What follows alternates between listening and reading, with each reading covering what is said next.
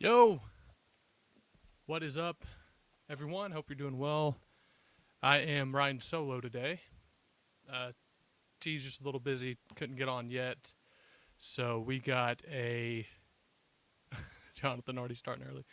You got me today. You also have a better view of our art. Usually one of T or I block that out. T's a much better artist than I am, so is what it is. You kind of just learn to accept it after a while. A lot happening in the University of Oklahoma football world. You have Crimson Corner started out this week. I also want to get into a lot of what is going on with the Nico Iamaleava drama, which is sort of fun to say. There does seem to be I think, encouraging outlook on that whole situation that I think is going to be big for college football writ large. Instead of it just really impacting Nico and his future playing position or where he's going to play, I think it's going to have an impact on the game in terms of how other coaches see that and the confidence, I think, as well of coaches to be able to speak up and do things as they see fit with their team without really being held hostage, if you will, by players if they don't think it's in the betterment of the team as well. Had a lot of good news come out of, I thought, we are going to be able, a lot of good news I thought coming out of the Crimson Combine. Looked like the 7-on-7 was a hit. I know the numbers were a little low. I'm going to get into that too and why I think that was sort of bound to happen in a certain way. But, there are a lot of encouraging signs as I get my microphone set here. I think in the Oklahoma football front, there's been a lot of things that have been encouraging to me and something I'm excited to talk to. But first, I want to get into what I think has really been the news of the week. By the way, I'm Chad Smith, as my name said. I'm one half of the voice of college football Oklahoma. The other is my wife, Tierney. She's not on tonight, but usually she's on with me every Monday at 7. So as the ticker says, scroll at the bottom of the screen, please like, share, and subscribe to the channel. Also, throw a comment in. Let me know what you think of the Nico situation, or let's see, what's a funny question we could ask? I don't know. What's your favorite color, I guess? But yeah, helps out the channel, helps us spread, our platform, and kind of helps us, honestly, it helps us a lot with just getting better content to y'all and something that we really enjoy as well. So, yeah, like I said, my name is Chad. Hope that you guys enjoy the show today. So, off the top, if you haven't been paying attention or living under a rock, actually, I don't know why I said that. I guess you could be, just living life as a responsible adult and not know about the situation. But Nico Iamaleava, the Tennessee quarterback, the highly recruited, obviously out of high school, had a good freshman year. I would say it wasn't the most groundbreaking, season I think that you've ever seen from a true freshman at all. But he was a solid player, solid quarterback. I'm trying to get a picture of him to bring up here so you guys can, if maybe the name isn't clicking with you, the picture will. But there was a lot going into what Nico wanted to do this offseason, not on even the football field front, but it looked like on the NFL front. It looks like maybe the family, father or who else, really pushed him hard into getting into the NIL game and wanting to kind of renegotiate his NIL contract from a monetary perspective. Sorry, I'm having to write these out right now, and it is not the easiest thing to do at the same time. And I think that there are a couple things that is playing behind the scenes a little bit. He obviously, if you don't remember, he signed a huge NIL deal, rumored. Obviously, these things aren't ever confirmed because they're private contracts and agreements you enter into. But he signed a contract. It was reported last year for $8 million with his collective. $4 million to around, it was around $4 million annually. And well, actually no, I'm wrong about that. It was $8 million for his college career. Looks like he and his whoever it is, and he has the same agent as, I believe, Dominic Williams for Oklahoma. So the guy has experience at the NIL level or at the college level, just negotiating these NIL contracts. And what it sounds like is he came back to Tennessee, and I'll get into some reports that Josh Pate had shortly here in a second as well. And it seems like he was trying to say that he wanted to renegotiate his deal and really and really just kind of set up a new contract going forward. There's a couple things there I will get to in a second. But it looked like from reports he wanted, report by NBC obviously, he wanted to get around $4 million a year annually. Now, again, his original contract was $8 million over 4 years. So, I mean, lawyer math, that's $2 million a year. Now he wants $4 million. So that's a doubling of doubling of your salary, and that's just out of 1 year per year. So it's just, the numbers were high. And had he had a season that was, phenomenal, had he won a playoff game, had he upset, Ohio, forget they're playing the playoff, I think it was Ohio State, then, that it is what it was, Ohio State, because they came out in the shirtless deals, and then they ran to the other end zone and put them back on. But then you might be able to at least negotiate up. What I've heard is that not only did he not get that deal, Tennessee actually offered him less than, I believe, his original contract, or at least markedly less than what he was actually wanting. So maybe if they were offering him, if he was getting $2 million a year and he asked for $4 million, Tennessee was like, we can give you like 2.1. And there's a different way that they look at this stuff now that NIL is so ubiquitous throughout college football. It's not really a dollars thing; it's a percentages thing. You're X percent of our cap, right? And then next year, whenever they go to the revenue sharing model, it'll be $22.5 million. That is the most that any team can offer in terms of its overall focused funding for athletics. You can opt so for the football team, it'll be they'll have $22.5 million that they can spend on cap space if according to the settlement, if that all goes through. But there is Nico was apparently wanting to up his salary. They come back, offer him even less, and because of that, he goes and basically says, "I'm going to hold out," like it's the NFL. This is where I think that college football got a weird saving grace. How many times, like just in life, do you see something or anyone stand up against something that you thought was kind of a no-go zone?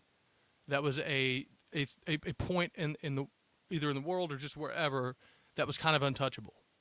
For me, that's been NIL, and I'll be honest here just a little bit. I thought once schools did this, they would be so afraid of the backlash from fans because it has looked so much like you don't want to pay the players. You want to make billions, although we've discussed this before, and if you follow along with the show, you know that that's not true. It's actually the exception for colleges to make money in athletics. It's actually the exception for them to generate revenue in their athletics departments. It's actually not that common at all. For the obviously the name brand sports, that almost all of them make a profit, but still. There was such a calling, I thought, for players to be paid these large sums and to get all the money they can. I think finally, for the first time, we saw fans almost stand behind a coach that was saying, you're not going to hold us hostage here. I have a job to do. I have a football team to coach. And this idea that you are going to sit here and hold out because you already agreed to a contract, you really didn't play well enough to warrant a renegotiation of that contract. And now because maybe you took offense or maybe, I don't know, maybe he just listening to family and friends or people around him, he didn't want to accept the current contract he had. He holds out, doesn't go to practice. That's hurting his own teammates, hurting his own progression. And it looks like, based on Tennessee reports out of Tennessee, you read the Athletic article about it. He just says, "Yeah, we're moving on. Sorry, no one's bigger than the program," says Josh Heupel. And that is the most true statement so far this season, or in the 2025 season of college football, which hasn't begun yet. But you know what I'm saying. It is spot on, and I'm so excited to see the reaction that fans had because it wasn't something where it was a backlash or it was, hey, this is not going to, why would you not pay a kid? He's obviously negotiating. Why aren't you out talking to him? Why aren't you out doing X, Y, and Z? And I think finally people saw, it's ruining the sport in a way that a lot of us, I think, just hate because of what it is doing in terms of making it all about just money, making it all about finding your next move. It's not about establishing relationships. It's about just opening up pipelines of revenue, right? You're just trying to get the next bag. You're trying to do this instead of actually committing to a team, progressing through that team structure, developing a network and a fan base that adores you as a player, and then will actually be there to support you as you graduate, move on in your life, which is very important as well. And I think that it was awesome to see him say,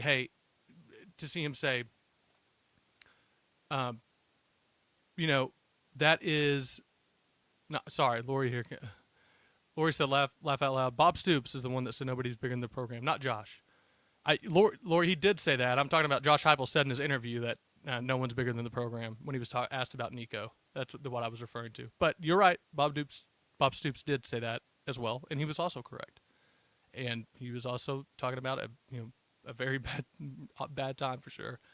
I'm just excited because I think it just really is going to encourage a lot of coaches to take a firm stance now whenever they deal with these player contracts and negotiations. But back to my point, and I kind of got sidetracked there.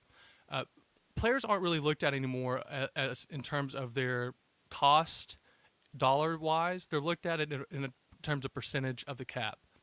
You take up X amount of percentage of the cap space. I need to see comparable or at least comparative results on the football field. I need X amount of production. I need you to be X amount of the plays. I need you to be X, Y, Z. You get it, what I'm saying. It's correlative. And that is where a lot of players, the spring portal is going to open up Wednesday in a couple of days, and I think we're going to see a lot of big-time names enter the portal. I shouldn't say big-time. That's being hyperbolic. I think we're going to see a lot of notable names enter the portal. Remember, Oklahoma still has to get down to 85 scholarships.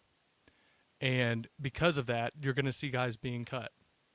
You're going to see guys being cut that might be good players if healthy. But especially if you're a Brent Venables this year, how much, you don't have much room to risk not having entire healthy roster out there. And listen, you can't help all injuries. Some of that is just natural with college football. But you can help guys that have, just for whatever reason, a knack for the injury bug year after year. Are they going to actually be worth, if you can't restructure their current NIL contract, do you keep them? And Gentry Williams, PJ Adebawore, two guys with NFL talent. One guy's showing it a lot more than the other when they've been there, and Gentry Williams over Adebawore. But,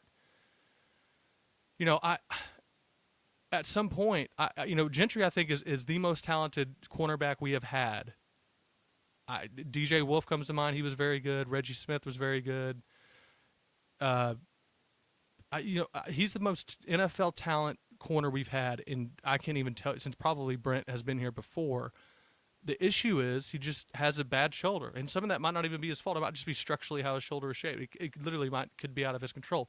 But the problem with that is you have to then assess that as a coach and as a program, and make the determination of whether certain guys are worth the risk. Now, I'm not saying they should cut them, and I'm not saying this is all just hypothetically. So I'm not an insider. I'm not a source. I'm not trying to say any of that. And if Gentry ever hears this, just know it's an example. And I know he's working to get back and be healthy, and I'm a huge fan of his. I think he is legitimately NFL ready, or going to be NFL good. And especially if you partner him with Eli Bowen on the other side, it's going to be disgusting on defense. But besides that, do you have a way to make sure that or do you have a process? And if you look at the moves Oklahoma's made recently, and you see the Nagy's, you see the Stevensons, you see these guys that have general manager or managerial experience, either at the college level or at the NFL level, and you look at what Oklahoma's trending and wanting to do, it is the exact same thing that they are wanting to do at the NFL level. It's this stuff where you have to look at it as a professional program. It's a $1 billion business. Oklahoma football is a $1 billion business, and you have to treat it that way. And if you're not going to, then you're going to run the risk of falling behind, and you're going to run the risk of making investments that don't pay out. And I know that sounds terrible to say about football players as investments, but they are. You're investing in that person to come and help your program, coming in here and helping you win football games. And especially if you're Brent and you're him wanting to, and you're wanting to have guys come in that can help you have a good season next year. you have to make tough decisions, and I'm wondering who it's going to be in terms of what players they're going to really look at, maybe moving on from. Because remember, the more spots you move on from, the more you open up cap space for players that are already in the portal or that are going to enter their name in.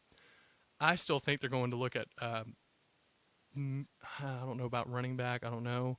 I think they're going to look at tight end to see who gets in there. They're always going to try to get defensive linemen. You can never have enough. And they're going to look, I think, at wide receiver now with Giovanni Gibson with his injury.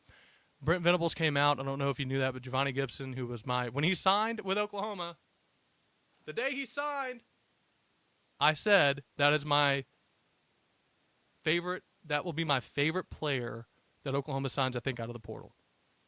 You could see the athleticism from the get-go. My dad always loves to say, the special guys, they jump off film. It doesn't take a lot. He has a funny story, speaking of that. When my dad was at Oklahoma Baptist, he was on the team that brought back he was a defensive coordinator for the team 2013, the first team they had at Oklahoma Baptist in, I don't know, like 50 years or so. He was on that inaugural team that wound the program back up. They were watching film of some JUCO guys, and they were just, you're scrolling huddle film and you're getting emails sent, but they're going through different JUCOs and they get to one and they were all like, man, that guy's good. They had literally just saw him do like a little simple route, not even anything special. But I was like, man, this guy was really good. He goes, Chad, guess who it was? I was like, who? He goes, it's Tyreek Hill. He said they knew the coach and they just called as a joke. Obviously, like a guy that good is going to be. He goes, hey, we're interested in that number. I don't know, like number 8 guy. I really don't know what his number was, but like number 10. And the coach laughs and he goes, yeah, you and Alabama and LSU and all these other teams. I ended up at Oklahoma State for other reasons, but and then just broke everybody's heart when we had to repunt it to him. But those things happen. And it was also funny. Creed Humphrey was another guy. He's from Shawnee, and he came up to OBU once, and my dad and them were like, "Hey, you're welcome to play here if you want." But yeah, and it was a kind of a cool moment, I guess. He super good kid from what everyone had said, and obviously it seems that way while he's in the league as well. But just going back to that point about how they're going to handle the business, and I put up there the business of college football. They have professional guys, people that have experience at the highest level of management, of making tough decisions. And I think where it's really beneficial and good in terms of the business side of OU football is that now you have a separation between Brent Venables and Jim Nagy. And Nagy's going to make, I believe, all the decisions when it comes down to player retention, when it comes down to who is going to stay, when it comes down to, well, I shouldn't say all the decisions, obviously the coach, but in terms of like NIL offers, how much they're going to actually make, how much they're going to get offered, what those contracts look like, how they're structured. And then, I don't know if they run incentive deals. I don't know how that works at all, but I just think that is such that move is so important for Oklahoma because whenever that revenue share hits, just say that it does, right? Say that the House settlement comes through and that you're able to divvy up the money and that the average is, I don't know, $22 million. There are a lot of people. Sorry, I'm trying to see if my co-host might be able to make it in. She's just doing her own thing right now. But there are a couple of things that I think is beneficial about that. One is Brent Venables is a player's guy. You see any of the players talk about him, it's always, yeah, the dude loves the players. He's a player's coach, and that's a good and bad thing in a way, because it's great that the players love you. It's bad because sometimes it's hard to make decisions that are cutthroat that you need to make because it betters the team or because it opens up a spot for a player that might not be dealing with injury bugs, might not be dealing with X, Y, and Z, all that stuff, etc. And I think Devon Mitchell, him leaving, I think is a little bit of that restructuring. I don't know if I know that he was he's a huge time recruit, big time recruit out of college, number 1 tight end, reclassified obviously to a year early. And I think that he was warranted more money than Oklahoma was willing to pay based on where he was in his progression with the team.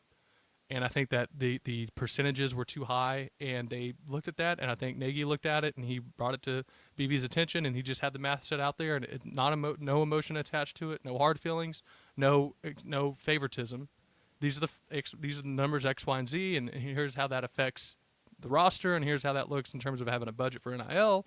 And if you don't have this, look where you could potentially get a guy now with that money, get a couple guys with that money, and the decision was made. I'm sure that they went up to. I'm sure they tried to restructure and offered a restructured deal for him.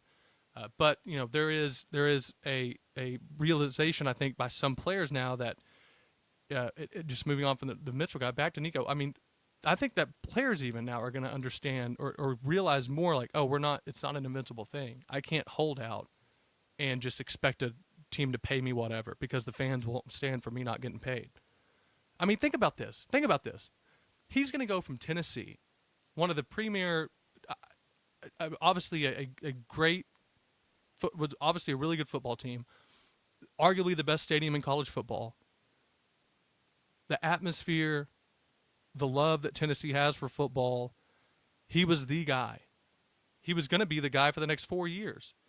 And who knows, by the time he's a senior, you might make enough money to just stay in. I mean, there's no telling what college football is going to look like in 2028. No telling. He had the team. He had the fans. He had the system with Josh Heupel as his offensive coordinator and quarterback coach. He had it all. He's making $2 million a year already. And instead of it being a let me just maybe try to restructure, maybe ask for more, but let me really prove it next year. Because there was a stat I read too where he had a lot of touchdowns in his preseason, and then when he got an SEC play, and I wish I could find it, I just can't. A coworker was telling me about it today. That he had those 4 touchdowns against Vanderbilt, and I know he had I think maybe 2 against. But his stats in actual SEC play were not phenomenal. They didn't even really impress you that much, to be honest. But he's young. I mean, it's not like that's not a bad thing. You see the talent there. I mean, he's got an arm. He's athletic. He's tall. He has size. All of the puzzle pieces are there to be very good. But you risk all of that when you prematurely, in my opinion, and maybe unwisely let other people influence you. And look, it's easy for me to say as an older man and not a college kid that has a chance to make millions and has a family that also knows that. And I just think that sometimes we forget the value that college football can have for players outside of just the monetary. Because he's going to go from Tennessee, where he can make $2 million a year. Maybe if he plays well next year, he can renegotiate to $3 million. He's going to go. I think we saw Tulane was up for him, was looking at him. UCLA. I mean, these schools aren't going to dish out $8 million, $4 million a year for you. They just can't afford it. Tennessee Tennessee was making plenty of money. Had you shown the progression next year and afforded it, and shown them you were worth it, they could have found ways to afford you, 100%. But without you actually having to prove it on the field, and then to say, well, I know I'm going to be the quarterback next year. I know that they won't want to go out and get another guy. I know that I've shown a lot of promise. I've shown some flashes that I can be really good. I'm going to hold out, and I'm going to request they pay me more. And why I'm going to do that, I can give you reasons maybe, but I'm not going to be able to, he's not, I don't think he could really give you a case as to why he really warrants an increase other than I feel like I'm worth it. The worst thing you can do in any business decision is just go negotiate because you feel like you're worth it. You can stick up for yourself, but you need to make sure your numbers match your feeling. Your perception is reality to an extent. And when you sit at the table and you start actually negotiating, numbers are reality for the most part. And the numbers just didn't warrant that kind of increase in pay. And for him to for that to happen and you can't, for that to happen and for him to do that and Stacey said it perfectly. That shows other universities that you cannot trust him. How? Yeah, I mean, how are you going? You left Tennessee. Jonathan asks, "Are we getting Nico?" That's a great joke. No, nor would I think Jonathan want him. I really don't know what the thinking is, other than I really think he just had him where he wanted him and he could do whatever. I just don't. It really does It really does shock me in a way that he would do that, but also I'm very thankful he did. I know that there was NBC Sports came out. I was reading during my lunch break because that's how much we care about the show. We're working during our lunch breaks, people, to bring y'all some content. And what I was reading was about there are some, I don't know, some people were trying to spin this as it's a good thing because now more players will hold out. That's almost like its own form of Darwinism. You weed out the dummies. That's a dumb decision. If you see a guy that just got his job, just lost his job at one of the biggest universities in the country, a household name in college football, I've always said if I was some big top 5-star recruit, some big time guy, I would have loved to take a visit. I would have gone to like Alabama, obviously Oklahoma, but besides those, Tennessee would have been another one. Ohio State, Michigan would have been cool. I mean, it's one of those programs that has that kind of atmosphere. Penn State would be cool too. But he left that and is looking at, I think, like UCLA, Southern California. He's from that area, so he has connections there. But I just don't get that kind of fall from one of those universities to where you might be out of UCLA or USC. Now, Lincoln Riley, as much as we don't like to talk about him here, he can do well with transfer quarterbacks. I don't know how well he does actually recruiting them out of high school, if you look back at his record. But actually, Spencer Rattler wasn't actually bad. I need to give him credit for that. That is true. As much as we don't want to admit that either. But I just think that there are. I just think that is such a big change right now in athletics and or in NIL for sure. And I don't know if y'all saw this story by Josh Pate. He had mentioned that Tennessee apparently was trying to do this in the offseason, in the playoff. They were trying, apparently, from what he was told, to actually, I guess, hold people hostage somewhat, which is just a move, I guess, if you want to do that. Also presents, some risk because not guaranteed to actually work. And I just don't get, I never have, and maybe I'm weird. Y'all tell me. I just don't understand how there is, and hopefully y'all can see this now, there is like this belief that if you just hold out, or if you have a good game, you can just go and just tell other people, hey, I'm done. I want more money, which by the way is going to end up happening if this stuff isn't fixed. And I can get in that in a second, and I'll make notes of this so I don't just scatter around here. But that could happen. If you see here, Josh Pate says Nico Iamaleava and others. This is 247, by the way. Threatened to opt out of last season's CFB playoffs unless they were paid more NIL money. Now, this is hearsay, by the way. This would not be admissible in court. But this stuff was happening last December during the playoffs with this kid included. Not just this kid, but not just this kid. They were trying to get more money from Tennessee and other playoff teams before the playoffs. They were trying to leverage playoff participation. The explainer was, our client is being paid X amount of money to participate in 12 games, maybe a 13th.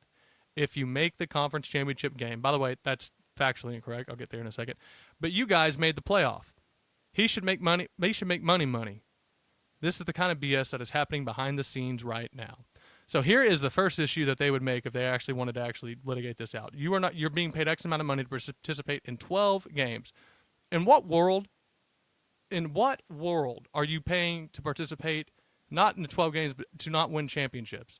And in what world is your representation dumb enough to get you paid for only 12 games when you know you're on a team that has a chance to make the playoff? So that's on you not picking smart enough people to represent you. By the way, this isn't what I don't think his representation was saying. I'm just saying this. Whoever this explainer is, I think is just getting it wrong. I don't know if this argument was really their argument. But I just don't. Maybe a 13th if you're in the conference championship game. But you guys made the playoff. Duh. They're good. How is that an argument? You're getting paid to play 12 games? No, you're not. You're getting paid to play football. You're getting paid to play a college football season. That is not an objective number. It's actually subject to how good you are as a team, whether or not you make the playoff or a bowl game. I just don't get where the actual logic comes into this idea right here. I can get where, like, on the surface level, it might have seemed like you had a point, but you don't. And this is the kind of stuff that just bothers me, because now this kid is going to be, he's stuck with this, and there's nothing else he can do. in terms of him actually going to get back to Tennessee because they moved on. What do his friends think of this? I mean, I'd be mad. They just left me because you left me because of money, dude. You were making $2 million a year. I was making, I don't know, $30,000 as a backup center. You were on TV. You were on the Morgan Wallen walkout video whenever he was playing at tennis at Neyland Stadium. You were doing all this cool stuff. You had it all, and because you wanted more money, because apparently $2 million isn't enough right now. Whenever you didn't have that great of a freshman year. You go and you negotiate, and then you tell them you're not going to show up for practice. Dude, you aren't good enough to not show up for practice. You aren't good enough to negotiate your contract right now. And by the way, why would anyone want to negotiate with you? Why would anyone want to ever sign a contract or say or even want to work with you because you could not include because you cannot you cannot follow the terms of your contract that you signed. You wanted to go back and renegotiate in the middle of a season. Or after the season in which you were not that great. You had a great defense. You had a good running back. You had and all this other stuff that they have. But it's just, I don't know. I've said it a million times. It just was such a weird move to me, and something I think that sadly I think he's gonna regret a little bit as he moves forward.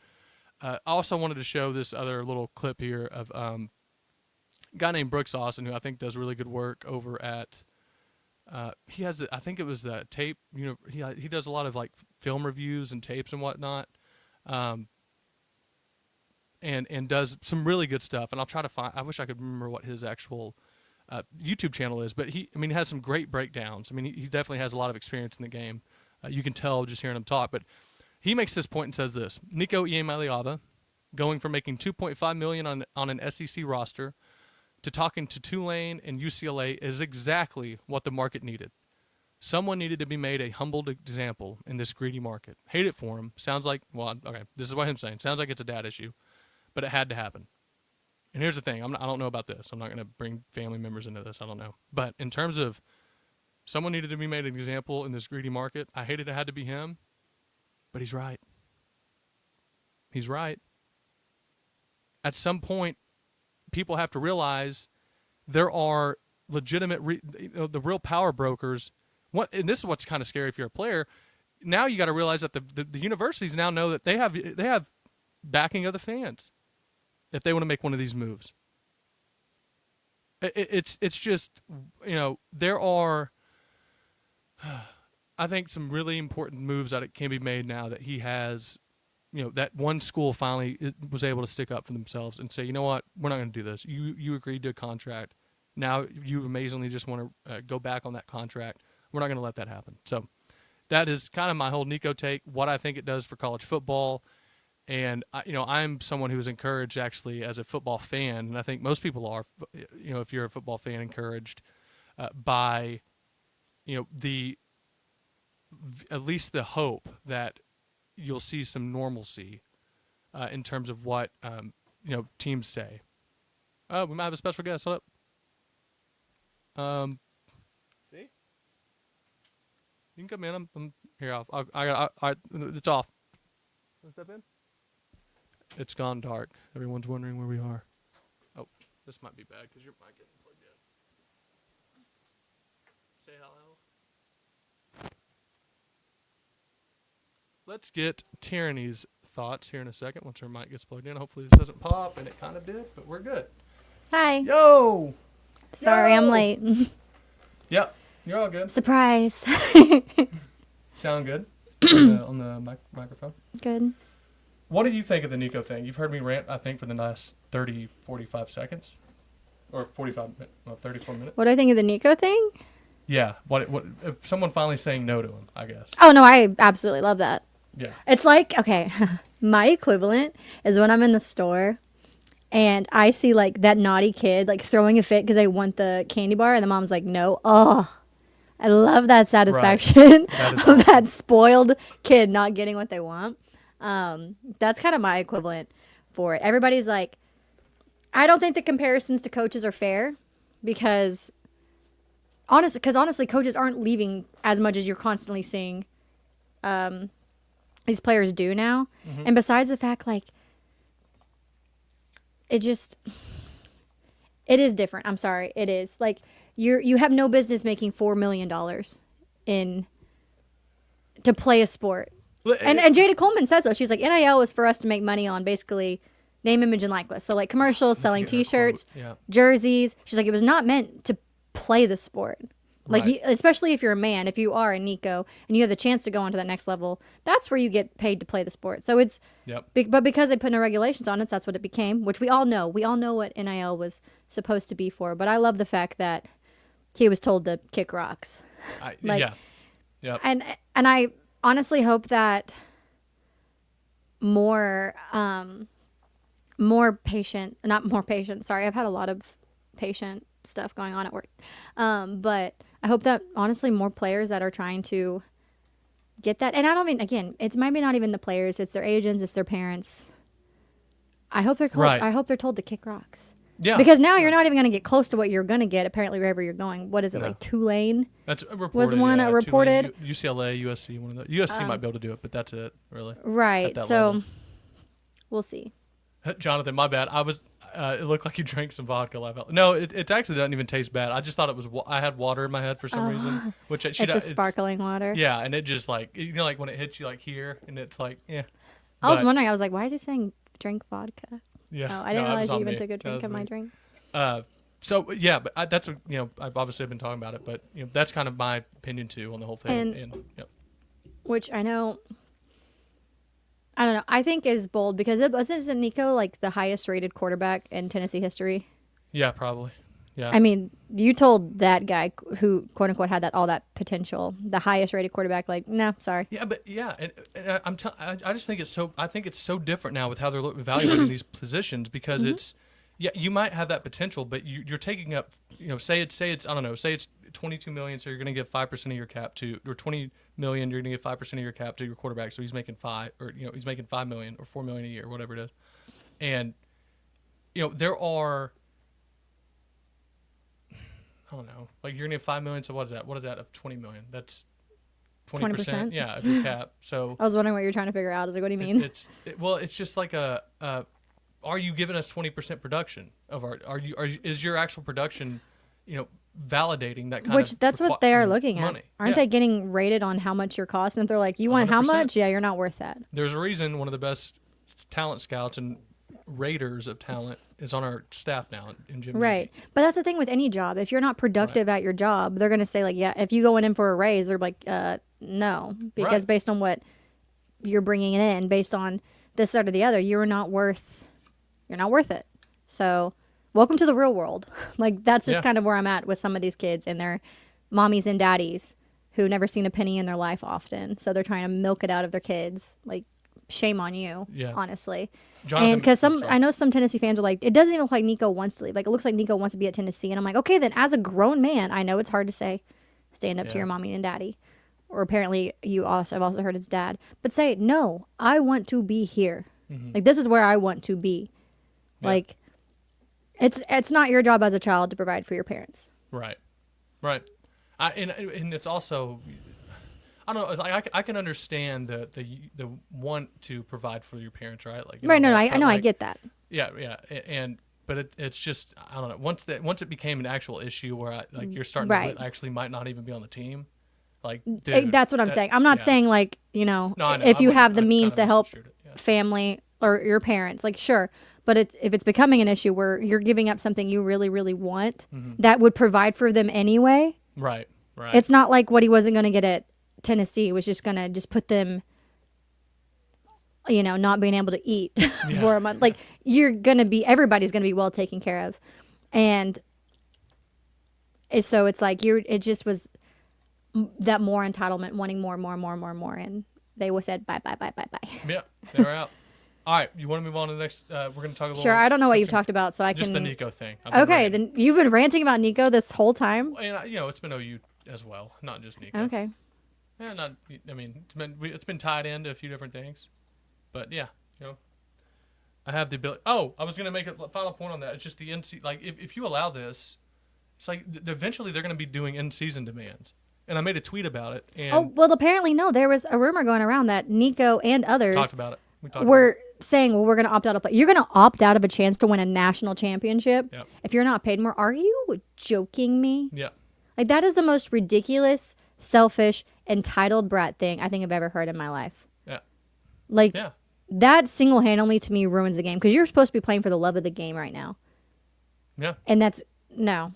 If you're going to sit, I already talked about it earlier when there were kids entering the transfer portal when their teams were in the playoff. I'm like, I don't care if you're riding the bench. You get to experience the college football playoff and potentially a national championship. Like, what in tarnation? Like, that is...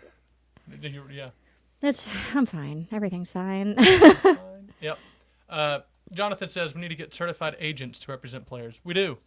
That's not a requirement currently, but also they don't always have the best interest either. They're sometimes scammy. yeah, I mean, it just, the thing when you get certified, the thing is you have a fiduciary duty. So like if they can actually, you can actually be sued and actually get in. You can actually be put in almost, I think, go to prison if they can make a showing that you actually didn't have their best interest and you didn't go out and get the best highest prize.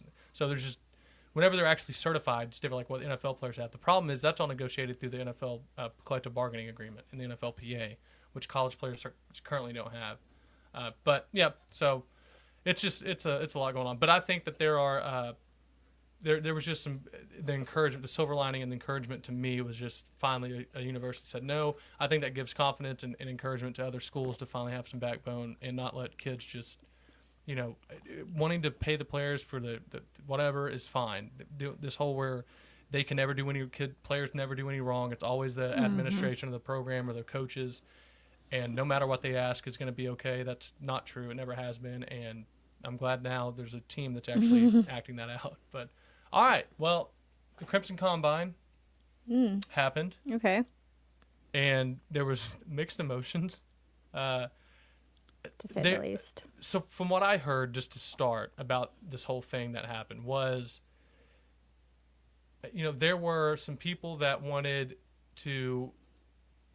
There was, I guess that certain people in the program came in and said, "Yeah, we're not having a spring game this year," and they basically were like, "What do you mean?" The administration was, and they just go, "We're not going to have one. We just can't. We can't do it this year." And it's an old adage that college football coaches think they're the busiest people in the world to ever live. What else are you going to do? They don't have time to do X, Y, and Z. And I think now at least there is a little more weight to that argument because you have so many transfer portal ads, you have so many guys leaving. You're going to have a lot of guys leaving even as this portal window opens up because we got to get down to 85. I'm not sure the full number of scholarship players we have, but it's definitely over 85. And we have 34 new players this year that were transfers or freshmen. There's a lot of time you need just to spend with them in order to see them develop and get more comfortable with the team and with just the whole program. So I get where there's some of that. It does seem maybe nowadays there's less time. The spring game takes a lot of time to prep. You got to prep call scripts for offense, a call script for defense. You got to get the team selected. You got to get training staff there, medical staff. You got to get on-day security there. You got a concession stand set up. The whole operation of the game is different. Television set up, radio, all this stuff is just a lot to deal with. Coaches have their interview demands, and all that just takes so much time, and especially just whenever they want to be out recruiting, they want to be out evaluating for guys that might be in the portal. I just think that they just don't see it. They don't see the return on investment that they would get elsewhere by spending that time doing other things. And that's kind of where I just draw it up. And I think I know that there were some contractual obligations to, and I'm not sure if it's vendors or who, but I know that they just had some contractual obligations they had to meet that were contracted for the spring game. And that's why they had to put on an event, because they had to give those contracts something. They couldn't just cut, high and dry and say we're done. But, they had to provide some sort of event for those, whatever obligations they had, to be fulfilled. So, but what did you think? I mean, we saw the clips. We weren't able to go. We tried. We just could not make it work on Saturday for us. But what did you think of the clips you saw? I know that we saw some good stuff from, the 7-on-7. Looked like John Mateer is just another fan favorite. Right. But to me, it's just so hard to tell because, again, like you mentioned, like it is 7-on-7. There's not even a line. There's no defensive line to even remotely give any type of opposition to your pass. So it's like, oh, cool, like that was a great pass. Sure, that was a great route, but like I don't really know. Like, it's cool, I guess. Apparently, I heard that there was a kicking session that was not good. Now, could we chalk it up to the fact that there was 40-mile-an-hour wind on Saturday? But guess what? We're in Oklahoma. There's 40-mile-an-hour wind often. So your kickers are going to have to get used to that. So I don't really know. I mean, a few of the clips I saw were fun. It looks like it was fun for I don't know. I saw kind of 50-50, I guess, comments. Like some fans loved it just because they love anything that OU does, which is fair. I get that. And some fans were like, yeah, it was a waste of time. This was a waste of money. So I hate that for them. I love the fact that John Mateer signed so many autographs and he kindly said he would have stayed all night to do it. Like, that's the kind of people that anybody wants on their team, right? To show that kind of what it already seems like, just love and commitment to the university and the fans. And honestly, that's smart business because now everybody's like, wow, I love this John Mateer guy. I was already going to buy his jersey because he's a quarterback, but now I'm really going to buy his jersey because I like him as a human being. Right. And so it's smart businessman, honestly. That is smart, yeah. So I don't know if I don't know if I really have a lot of opinions on it. That's fair. I understand from it's busy and college football is chaotic standpoint why you don't have one. But then I see teams like Tennessee had a game. Yeah. I think Alabama has a game. Like, there's other schools that were in the playoff that are still doing a spring game. So it's I don't know. I still would have enjoyed the spring game. Yeah, same. Would have wanted to go to it. It's like, I get it. I do. Why they wouldn't. But also, it's kind of just like one of those, it's just an additional thing with the changing of college football that it's just exhausting as a fan. I think that's just really kind of where most of us probably are. It's just one more thing that we have to lose or not agree with, or just, people don't tend to be fans of change. So, but anyways, your thoughts? Yeah. I just on the whole, I totally agree with you on the whole, fans getting less. That is certainly true. I also don't, just if I'm looking at it from BV's perspective, this is going to sound cold and uncaring, but as are many things in life, pleasing the fans doesn't win you football games. I mean, it might have an effect in terms of crowd noise in certain times, but by 99% of his job isn't going to be decided by how many fans he makes happy in the offseason. So if he thinks that not playing a spring game gets him more practices and more looks and gets him better players and better player development, it's hard to say that's the wrong decision, as much as I hate it, as much as we all do, because of it's less that we get as fans. And it does seem like we're in a world where we get less and less and they want more and more. There's also, T and I, this is funny. Like I just have an inability sometimes to sympathize with just I just don't understand. I get that the spring game and that is fun. More fun to me is seeing us win games. And if there's any chance we have a 10% chance now to beat Texas because we spent an extra day doing install or whatever it is, then I take that trade-off all the time.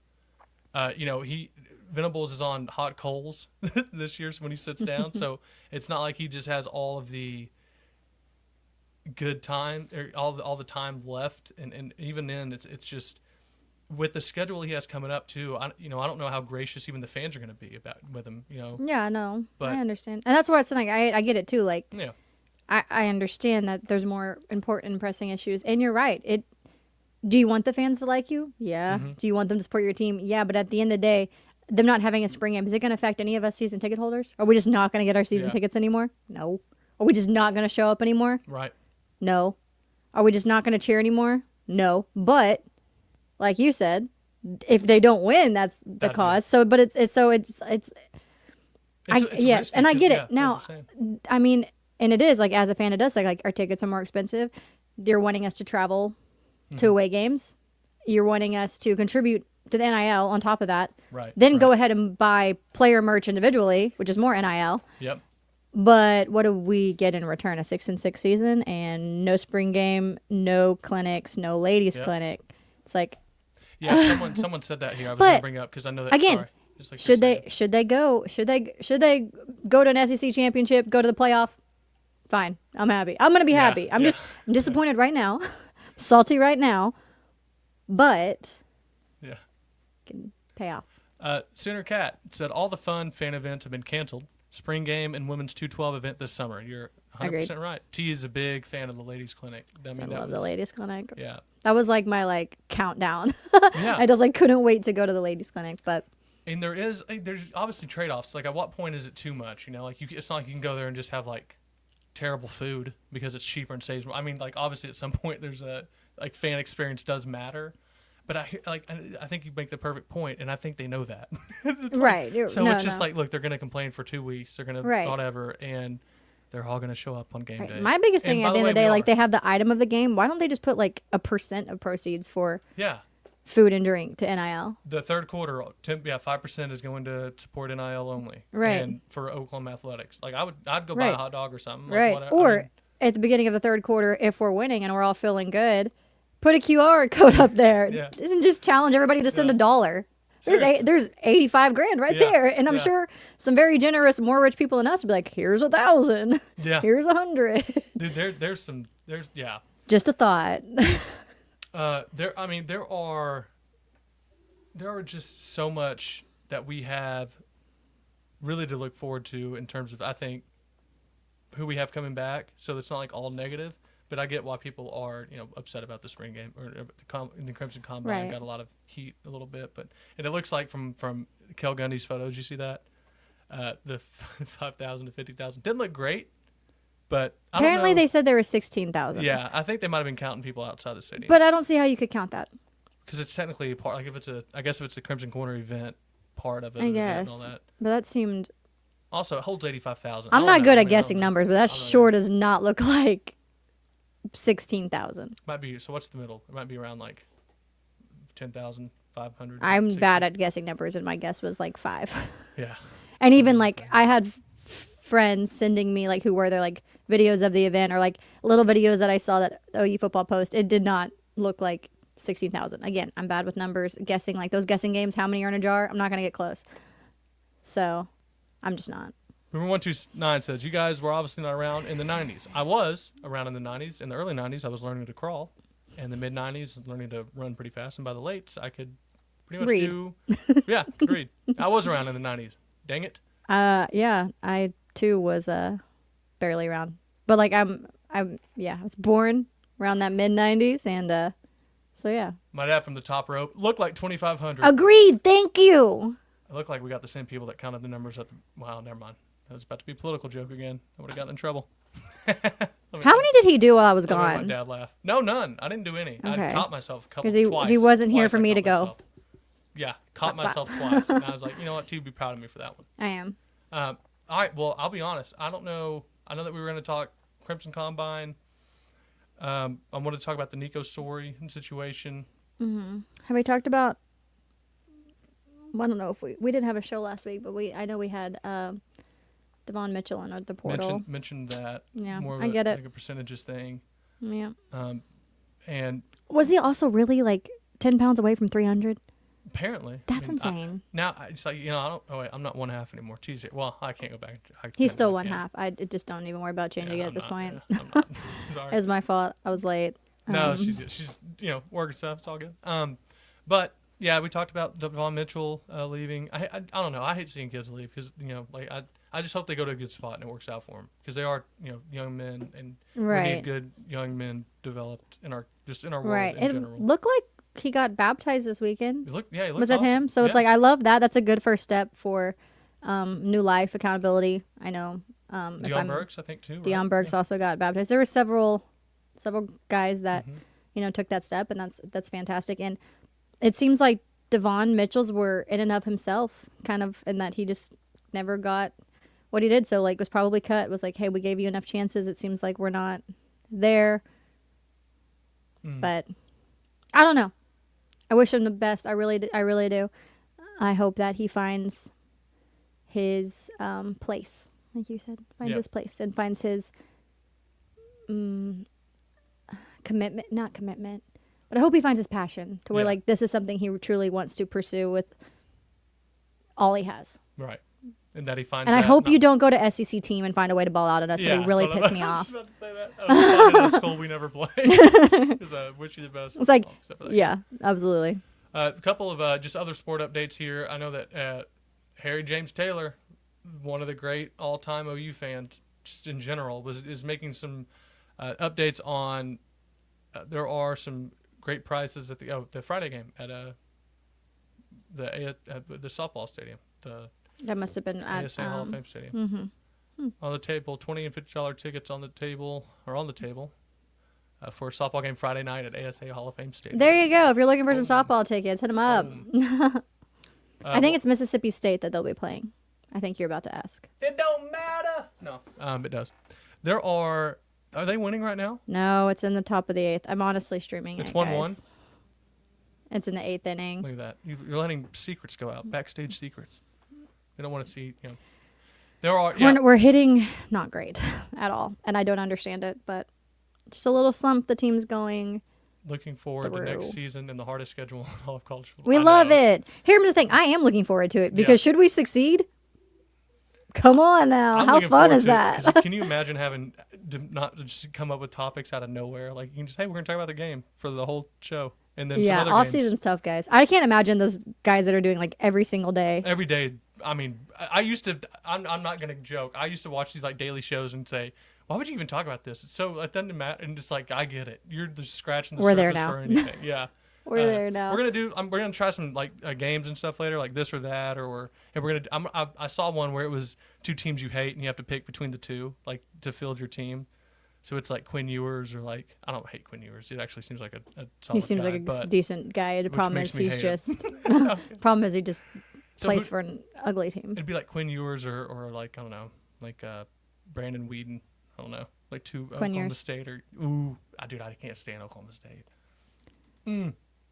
I honestly, Brandon Ween was pretty cold for being an old man in college football. What's funny is like as an old man, I was like, bro, was what 26 Yeah. playing, and at the time I remember like that's really not fair. Like My dad's trying to he's trigger me. I was like he's like so much more developed, so much more mature than these kids. Like that seems like a cheat code. Honestly, when I reached 26, I was like, heaven forbid I had to try to go out there and play a basketball game. Like I would be a liability at this point. So I'll play some half court. so to me it was just like I kind of gained a weird semi respect for him. But Lincoln Riley or Cale Gundy. Or, I mean, not Cale Gundy. Coach Gundy, Oklahoma State. Ooh. no, they meant Kel Gundy. Yeah. So I'm yeah, choosing Cale yeah, Gundy. Yeah. Sorry, Stacey. Loophole. Little loophole. That's brutal. Yeah, we're going to play one of these. I think it'd be fun. And just kind of do something. We can do it for different positions or different sports, whatever. But, yeah, that's pretty much it. I wanted to talk about the Nico thing and then the Crimson Combine. I'm never going to get that right. I said Never. Crimson Corner 500 times. You're getting Campus Corner, and Yeah. Yeah. I know. I'm blending it. it's tough. Crimson Corner. By the way, would be a good name for a little local bar down there. Right. Crimson Corner. All right, we have officially like Cocktail 3 lounge. hits of the game. So sorry. But yeah. T's just not locked in. She's locked in on the game. Look, By the way, a lot has happened lately. look at this little addition to the studio. How about the my goat. little addition The GOAT. right here? Was That's T my with Sherry Cole when she was. How old were you, T? I was in 6th grade because I won top dog at the OU camp. Top dog. Yeah, so pretty she good. signed it for me. I said, "Hi, Coach Cole. And this is a picture. I would love your books. I'm gonna buy your books. Signing those 2 would be fantastic. But can you actually sign this picture of us from like 20 years ago?" That's so sick. She's like, "Oh wow, yeah, I'll sign that." So it's kind of cool. And then here's a picture of me in my OU gear. We're just gonna let that. We one thank go. y'all for joining. Yes. Sorry I was late again. I should be back next Monday. Yep. No. Yeah. You'll be good. We'll be good. We got it. Hope y'all are all doing well. Pray everybody's doing fantastic. Have a great rest of the week. Have a great Easter. If you're traveling, we pray that you are traveling and pray that all that goes safely for you. And just really enjoy being around family. It's obviously the more the older you get, the more you realize it really doesn't last forever, and that it's really special, the moments you get to spend with the people you love. So God bless you all. We hope that all y'all had a good weekend and have a great week, and we will see you next Monday. Boomer. Bye.